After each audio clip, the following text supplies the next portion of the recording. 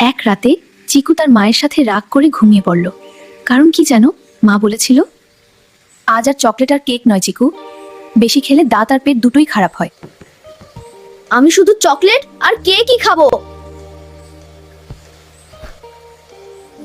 ঘুমের ভেতরেই শুরু হলো এক অদ্ভুত স্বপ্ন।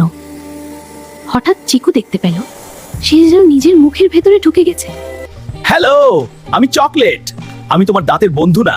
আমার বেশি মিষ্টি তোমার দাঁতে গর্ত বানায়, দাঁত কালো করে, ব্যথা দেয়। ও মা, তুমি তো আমার প্রিয়। আর আমি কেক। আমাকে বেশি খেলে তোমার পেট ব্যথা করবে, তুমি মোটা হয়ে যাবে আর খেলাধুলা করতে পারবে না। পারবে না।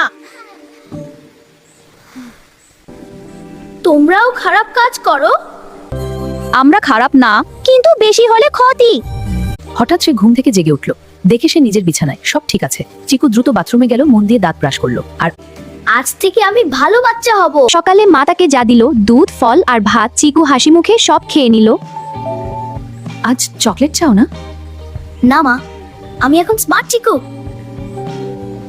আর সেই দিন থেকে চিকু জানে স্বাস্থ্যই আসল সুপার পাওয়ার। হ্যাঁ, স্বাস্থ্যই সুপার পাওয়ার। আরও মজার আর শিক্ষণীয় গল্প পেতে আমাদের চ্যানেল সাবস্ক্রাইব করো এখনই।